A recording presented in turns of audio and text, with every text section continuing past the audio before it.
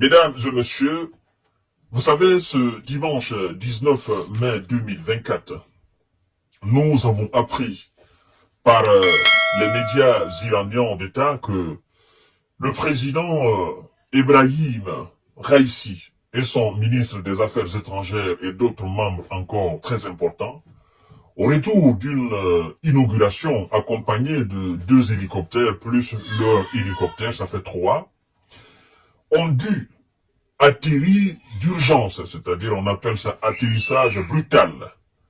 Et alors, d'autres parlent d'accident, d'autres parlent d'atterrissage brutal dans une zone très difficile à accéder. Et que les 2 hélicoptères, je crois bien de l'armée qui les accompagnait, ont atterri sans encombre, n'est-ce pas, dans une autre ville. Mais actuellement, on parle d'accident. D'accord? Même si d'autres disent que c'est un atterrissage brutal. Et depuis les événements, l'accès, n'est-ce pas, la communication a été coupée. C'est-à-dire, on n'arrive pas à les joindre. Selon les informations que nous avons sous la main actuellement. Il y a 1 heure de cela. Et, vous savez, quand il y a des situations comme ça, il y a des informations, il y a des contre-informations, chacun y va de son commentaire. D'accord? Mais, ce qu'il faut dire avec, je crois bien, une certaine certitude, c'est qu'en réalité, il y a eu accident. D'accord? Il y a eu accident. Et quelles sont les causes évoquées? Parce que vous savez, l'Iran se trouve dans une position très délicate. Avec les récents événements qu'il y a eu entre l'Iran et son voisin, l'État hébreu. Donc, les gens vont de spéculation en spéculation. Mais, nous n'allons pas entrer dans ce jeu-là. Parce que les images que nous avons vues jusqu'à présent, ils sont allés, ils ont fait l'inauguration. Au retour, le temps a complètement changé.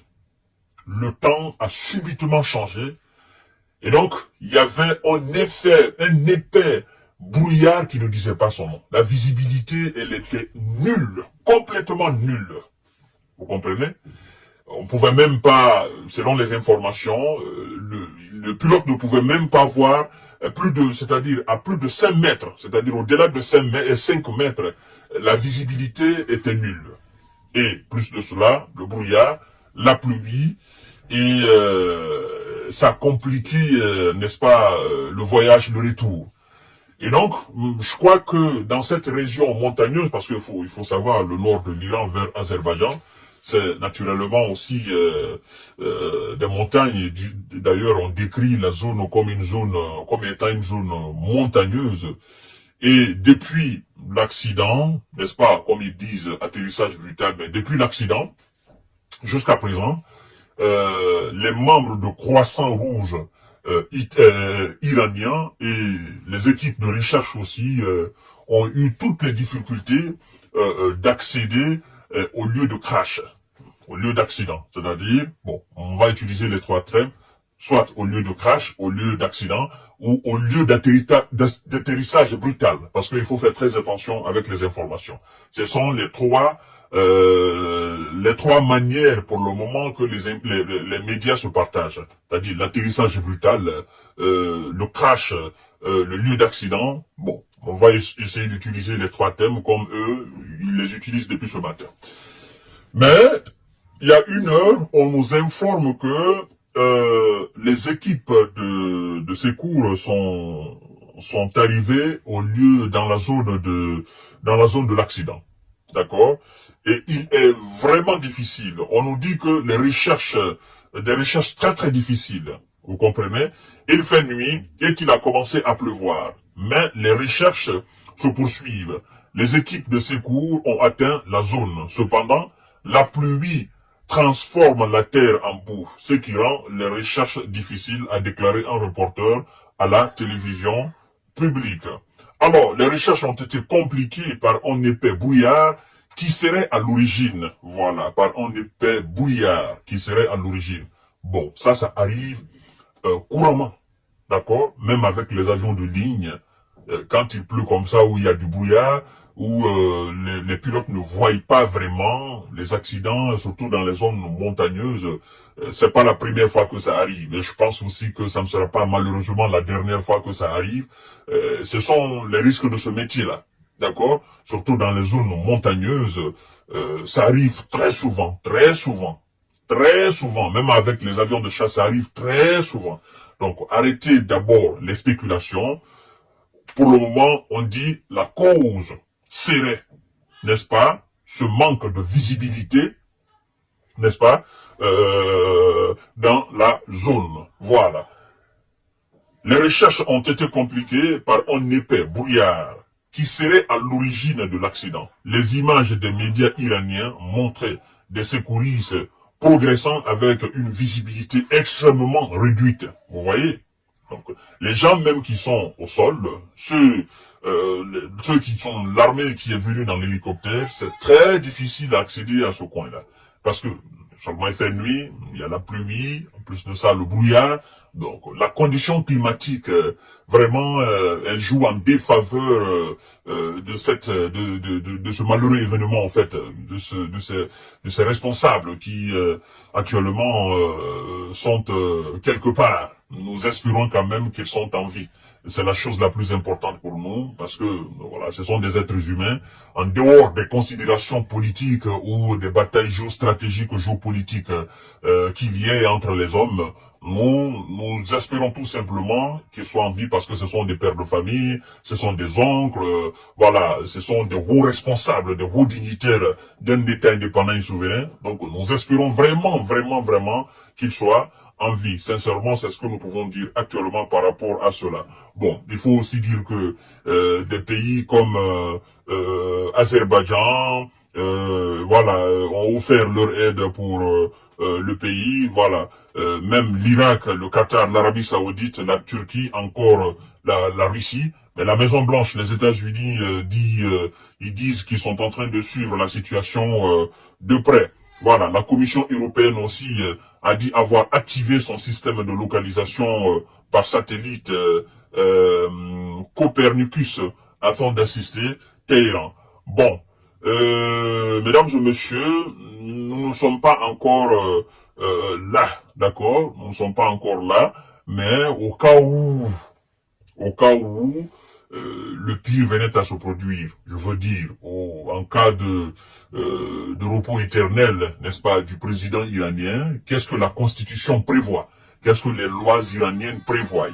Alors, à ce sujet, il faut savoir que l'on nous dit que c'est le vice-président Mohamed Mokber, n'est-ce pas, qui prendrait les fonctions de président en cas de décès d'Ebrahim Raisi, en attendant la tenue d'une élection présidentielle dans les 50 jours. Donc, le guide suprême iranien, Ayatollah Ali Khamenei, a appelé les Iraniens à ne pas s'inquiéter pour le pays, affirmant qu'il n'y aura pas de perturbation et disant espérer que Dieu ramènerait le président, n'est-ce pas, à ses compagnons.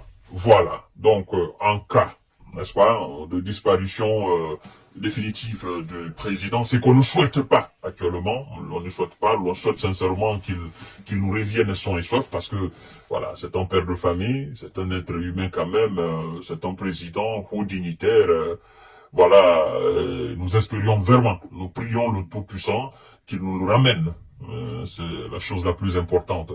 Après, le reste maintenant, on va essayer de voir ça. Parce que la politique, une fois que vous mêlez la politique à ce genre de situation, vous compliquez le tout. Donc, actuellement, les secouristes sont arrivés au niveau de la zone, d'accord? La zone de l'accident. Et pour le moment, on nous a pas dit si ils les ont retrouvés, ou s'ils sont vivants, ou s'ils ne sont plus parmi nous.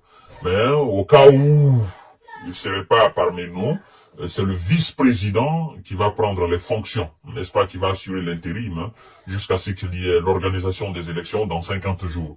Bon, vous savez, ces pays, ce sont des pays vraiment très structurés, très organisés, et voilà, qui ont appris à travers le temps, n'est-ce pas, de surmonter des actions pareilles là. Donc tout est mis en place au cas où nous sommes des êtres humains, nous sommes mortels, il faut dire quand même. il peut partir de cette manière ou il peut partir aussi naturellement. Et tout est prévu par la loi dans la Constitution. Le remplacement, la continuité de l'État. Voilà. Nous disons très souvent que si la vie d'un homme va de 0 à 100, celle d'un peuple va de 0 à l'infini. Voilà. Le peuple iranien aujourd'hui est pris pour que son président revienne rapidement, sain et sauf. Et voilà. Et si c'est pas le cas, le peuple continuera naturellement à bénir pour lui et continuera aussi à vivre parce qu'il y a d'autres dirigeants, il y a d'autres qui vont prendre le relais. Voilà un peu, l'Iran ne se résume pas à son président seulement, il y a d'autres responsables. Voilà, nous sommes des êtres humains, nous sommes appelés à partir. Un jour, tout le monde partira, qu'on le veuille ou pas, d'une manière ou d'une autre, nous irons tous. Voilà, ceux qui nous souhaitent du malheur ou ceux qui nous souhaitent du bonheur, ben nous allons tous partir. Hein, nous qui voulons le bonheur et qui veulent le malheur de nous, ou que nous qui voulons le malheur d'eux, nous allons tous partir. C'est ça, au fait, voilà, c'est pourquoi je dis souvent que s'il y a une certitude dans cette vie-là, c'est le repos éternel. Voilà, comme l'Éternel nous a déjà prévenu dans les différents saints livres que toute personne, toute âme, n'est-ce pas, goûtera à cette chose-là. Et moi je pense que c'est la certitude que tous les hommes et tous les êtres humains, tous les êtres vivants ont sur cette terre-là. Merci beaucoup à partager la vidéo dans tous les groupes possibles. Abonnez-vous sur cette page. En tout cas, nous prions pour le retour sain et sauf du président et de ses compagnons, n'est-ce pas, parmi ses compagnons aussi. C'est la chose la plus importante que nous souhaitons. Merci beaucoup et à tout à l'heure.